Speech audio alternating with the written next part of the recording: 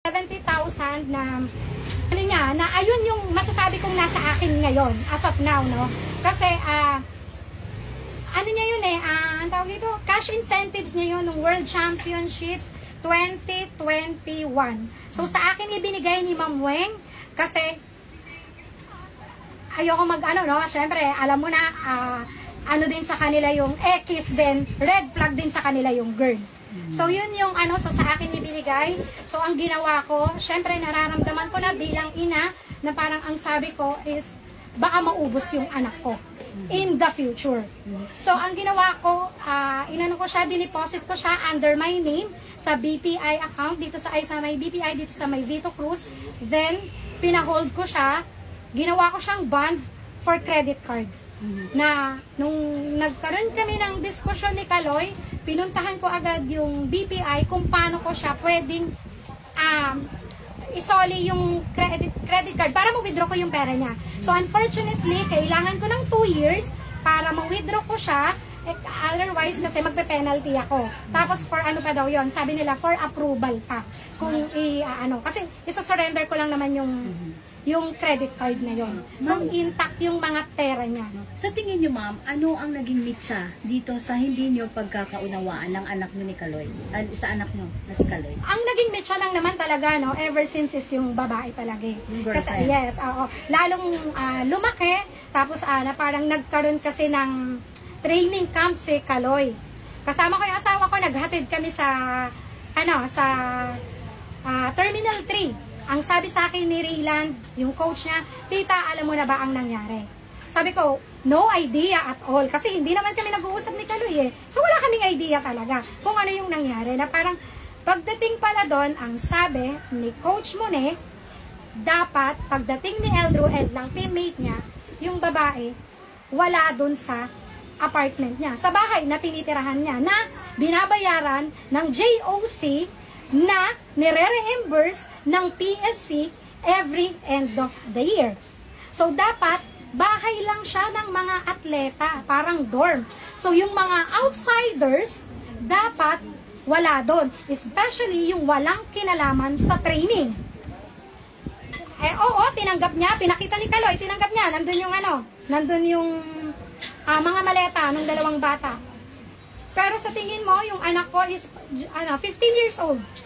Sa tingin nyo ba, patutulugin ko yung anak ko, isa lang siya, para lang siyang studio time. Oo, so maliit lang siya, mas maliit na nga siya. So patutulugin ko yung anak ko, menor de edad, kasama siya at yung babae. Diba? Pangalawa, si Miguel, hindi rin papayagan ng parent niya. Na sinabi sa akin na, Angelica, mag-meeting tayo, hindi ko papayagan si Miguel na matulog din doon. Siyempre, mahirap, puro lalaki diba? Na anything na mapatingin or something, actually, yun din yung sabi ni Coach Mone, no? Baka mapatingin si Miguel sa puwet na dahil nakakalat, maging masama yung bata.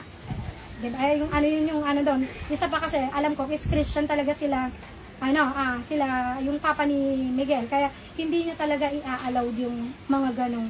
Pero dati, ma'am, naging okay kayo ng girlfriend? Or una pa lang talaga? Una, parang medyo okay kasi nagtatawag-tawag naman sila rito ni So, hindi ko naman din masyadong pinapansin, no?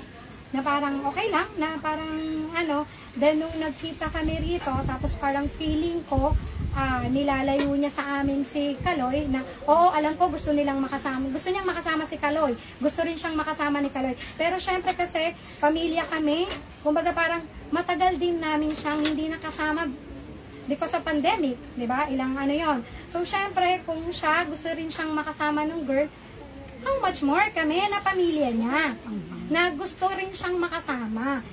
Even yung mga kapatid niya, kasi talagang medyo nalulungkot lang, no? Kasi sobrang close silang magkakapatid. Pero after nung nangyari yung namin ni Kaloy, so parang even yung youngest ko, yung eldest ko, yung medyo si Eldro, medyo ganon-ganon lang yan Hindi ganon kalalim, katulad ng sabi nga nung teacher ni Iza nung nagkausap sila sa palarong pambansa na sobrang malalim yung galit na nararamdaman ng youngest ko, kay Kaloy. Ma'am, mensahe nyo na lang kay Kaloy, ma'am, ngayon. Kung Mensahe, ano bang mensahe Ano ba mabibigay yung ko gusto sa niyo? kanya? Oo, sige po, ma'am. Na parang kasi lahat naman sinabi ko na no? Kung hindi naman niya ako paniniwalaan, wala naman akong magagawa Basta ang alam ko, sabi ko nga, dahil sa konsensya rin namin ng asawa ko, na wala kaming ninakaw, wala kaming ginalaw na pera niya. Siguro meron portion na hindi man lang sabihin mong aaray yung bulsa niya. Na parang kasi naman namin ininvest sa bahay ng para 'di ba na makita din niya na eto kahit Ano sa paano. bahay, ma'am, pwede niyo pong Oo, yun yung sa bahay na pwede mo masabi na ay may remembrance ako sa pera ko. Kasi yan ang sinasabi ko sa mga anak ko. Every time na magkakaroon sila ng cash incentives, malaki o maliit, sinasabihan ko sila na bumili kayo yung merong maaalala nyo na ay galing to sa palarong pambansa, ay galing to sa ganito kong cash incentives, ay galing to sa Ma'am, pag sinabi mo pong hindi aaray yung bulsa,